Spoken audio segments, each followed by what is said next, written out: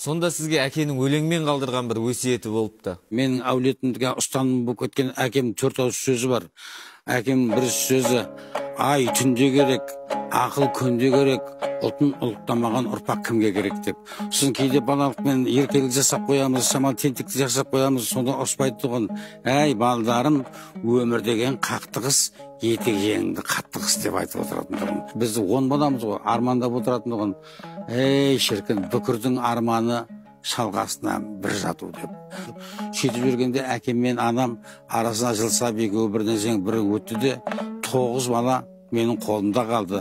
Бірақ әкемнің қағазға жазып кеткен бір ауыз сөзі осы уақытқа шейін маған әлі бағдаршам болып, осы уақытқа шейін мені көп жауапкершіліктен абыроймен алып келе жатыр. Сонда әкемнің жазған өлеңі: шіріген бәйтерекпін, құлаймын мен, басыма Құдай салды, шыдаймын мен, Серікжан 9 түйме тастап кеттім, тігіп қой, ақыретте сұраймын деді. 9 түймесі 3 қарындасым, 6 інім, Аллаға мың қайтара шүкір, бәрі де өсіп, өніп, немерелі болып, үлкен бір әкемнің кішкентай ғана шаңырағы Құдай үйген төбеге айналды.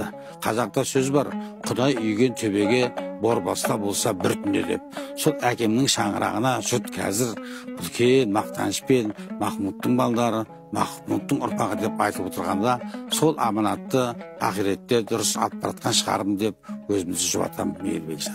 10 баланың үлкені Серік ағамыздың өмірлік қағидасы қандай болды? Бірінші 5 қасиетті ұстанамын. Қарамға көз салмай, тілімді тарта сөйлеймін, уәде берсем орындаймын, аш болдым деп Алланың жағасынан алмаймын, өзіме қажет емес нәрсеге көңіл аудармаймын. Мен ұрпағыма 3 тағанды айтам. 3 тағаным менің: бірінші бесіктегі ділім, екінші ана тілім, үшінші дінім.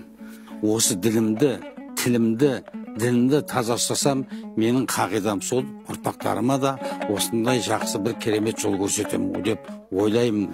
Алланы сыйла, алдына барасың, анаңды сыйла, жұмақты табасың, халқыңды сыйла, тарихта қаласың, ағайынды сыйла, бағаңды аласың деп осындай балдарыма қағида үйретіп отырамын.